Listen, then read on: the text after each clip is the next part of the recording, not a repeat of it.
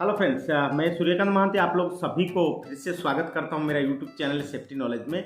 और आज जो हमारा डिस्कशन टॉपिक रहेगा ये रहेगा पोर्टेबल ग्राइंडिंग मशीन जो हम लोग का कंस्ट्रक्शन में यूज़ करते हैं। जेन्युइन इसको हम लोग यूज़ करते हैं कोई भी मेटालिक पीस को कटिंग करने के लिए या ग्राइंडिंग करने के लिए हम लोग यूज़ करते हैं, जिसको हम लोग जेन्युइन बोलते हैं AG7 या AG5 या AG4 मशीन। तो उसका सेफ्टी रिक्वायरमेंट्स के बारे में मैं आपको इस वीडियो में विस्तार रूप से बताने वाला हूं। अगर ये वीडियो आपको अच्छा लगे तो जो मेरे चैनल पे नए हैं वो मेरे चैनल को सब्सक्राइब करने ना भूलिएगा और बेल आइकन को जरूर एक्टिव कीजिएगा, क्योंकि फर्दर में जो HSC वीडियो आपके लिए बनाना चाहता हूं या दिखाना चाहता हूं वो आसानी से आप तक पहुंच पाए। तो चलिए अभी देरी ना करते हुए हम लोग सीधा चलते हैं टॉपिक के ऊपर। तो एक्चुअली ये जो पोर्टेबल ग्राइंडिंग मशीन हम लोग यूज़ करते हैं ये एक्चुअली सिंगल फेज से operated electrical power operated grinding machine होता है, जिसमें हम लोग को पावर सप्लाई का ज़रूरत पड़ता है। तो इसीलिए आप लोग को पहला चीज़ होता है, अगर पावर सप्लाई का ज़रूरत पड़ता है तो यहाँ पे लाइव भी इलेक्ट्रिकल पावर एक हज़ार है, तो उससे बचने के लिए आपको क्या देखना पड़ेगा। पहला चीज़ है आपका जो टूल्स आप यूज कर रहे हैं उसमें क्लियरली आजकल मेंशन करके आता है कि वो फाइबर बॉडी है और डबल इंसुलेटेड है, तो इसमें अर्थिंग का रिक्वायरमेंट नहीं है। लेकिन आपको मैं ये सिंपल बात बता दे रहा हूँ कि अर्थिंग एक बहुत इम्पोर्टेंट चीज़ है जो आपको इलेक्ट्रिक्यूशन से बहुत सेव रखता है।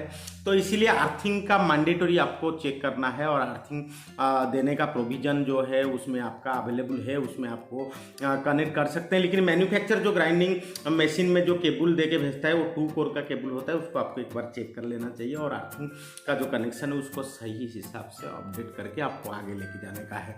अभी बात हो गया ये इलेक्ट्रिकेशन का, और आपको एक चीज़ सोचना पड़ेगा कि वो जो पावर सप्लाई जिस सोर्स से आया है वो आपका RCCB, ELCB नहीं तो RCBO का माध्यम से आना चाहिए, क्योंकि ये सारा जो होता है ये अर्थ लीकेज सर्किट ब्रेकर होता है।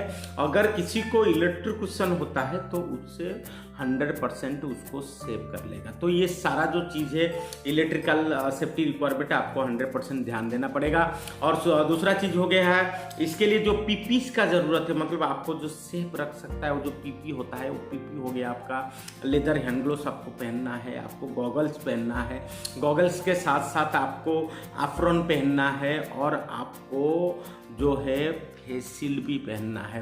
क्योंकि फेस शील्ड हम लोग इसीलिए पहनते हैं कि ये तो एक तो फर्स्ट चीज़ हो गया, इसमें से जो स्पाटर आता है, यानी स्पाटर मतलब जो स्पार्क आता है ये बहुत हाई स्पीड से आता है। मेटालिक का बहुत स्मॉल साइज का फ्लाइंग ऑब्जेक्ट होता है मेटालिक पीस का, तो ये आपको इंजरी कर सकता है, आपका आंख को इंजरी कर सकता है, आपका फेस को इंजरी कर सकता है। तो इसीलिए आपको गॉगल्स के साथ साथ फेस शील्ड देना है। और कभी कभी ग्राइंडिंग व्हील जो है ना वो भी क्रॉस करता है, तो वो क्रॉस करने के चलते आपका फेस को भी इंजरी कर सकता है, इसलिए आपको फेस शील्ड को भी मैंडेटरी लगाना है ग्राइंडिंग एक्टिविटी के दौरान।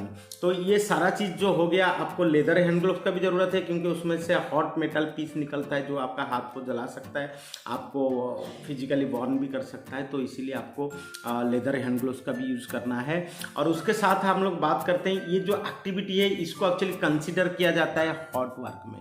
तो हॉट वर्क में कंसिडर किया जाता है, तो हॉट वर्क रिलेटेड जो सेफ्टी है, जैसे कि आपको हॉट वर्क का परमिट टू वर्क सिस्टम का आपको फॉलो करना पड़ेगा, इसमें मैंडेटरी है। और आसपास कोई फ्लेमेबल मटेरियल, लिक्विड या गैस नहीं होना चाहिए जिससे ये आग लग जाए। तो ये सारा चीज़ का आपको ध्यान रख के काम करना है। तो और एक बात हो गया क्या ना, मशीन में जो व्हील्स का जो गार्ड देता है उसको कभी रिमूव नहीं करना चाहिए, वह उसको बाईपास करके आपको काम नहीं करना चाहिए। मशीन में जो व्हील का गार्ड देता है, ये व्हील गार्ड जो होता है, कभी अगर आपका व्हील क्रॉस होता है तो ये आपको प्रोटेक्ट कर सकता है, आपका जान बचा सकता है। तो इसीलिए आप लोग को ध्यान रखना है कि वो व्हील गार्ड मैंडेटरी वो मशीन में काम करने के दौरान एक्टिव रहना बहुत ज़रूरी है और सही पोजीशन पे भी रहना बहुत ज़रूरी है। क्योंकि बहुत सारा आदमी मेरे को देखने को मिलते हैं उसको बाईपास कर देते हैं, उसको खोल देते हैं, उनको तकलीफ होता है, कई जगह पे तकलीफ होता है तो उसको रिमूव कर देते हैं। तो एक्चुअली ऐसा नहीं करना है, उसको 100% वहाँ पे इंस्टॉल रखना बहुत ही जरूरी है।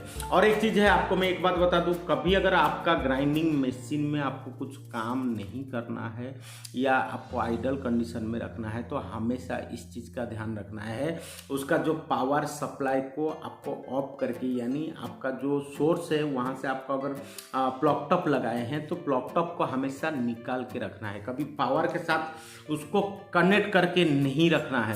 क्योंकि ऐसे बहुत सारे इंसिडेंट को देखने को मिला है, जैसे कि कोई ग्राइंडर उसको रख के चला गया है और कोई आदमी आने जाने के समय वहाँ पे हाथ लगा देता है तो सडन वो व्हील जो है घूमना चालू कर देता है और ये एक बहुत बड़ा एक्सीडेंट का रूप ले सकता है। तो इसीलिए अगर आप एक जगह से दूसरा जगह शिफ्ट कर रहे हैं या ऊपर को उठा रहे हैं रस्सी के माध्यम के, रोप के माध्यम से, तो हमेशा आपको ध्यान रखना है कि उसका जो पावर सप्लाई है उसको हमेशा डिस्कनेक्ट करना है, आपको आइडल कंडीशन में रखने के समय भी है और आपको एक जगह से दूसरे जगह शिफ्ट करने के समय। और एक चीज़ ध्यान रखना है कि ग्राइंडिंग मशीन में जब आप व्हील इंस्टॉल करते हैं तो ग्राइंडिंग मशीन का जो आरपीएम होता है उस आरपीएम के साथ समान या उस आरपीएम का ज़्यादा आरपीएम जिस व्हील का है उसको हमको व्यवहार करना है। कभी भी ग्राइंडिंग मशीन का आरपीएम से अगर कोई कम आरपीएम वाला व्हील हम लोग यूज़ करते हैं तो वो ज़्यादातर क्रॉस कर जाता है, तो इसलिए इसका भी आपको ध्यान रखने का है।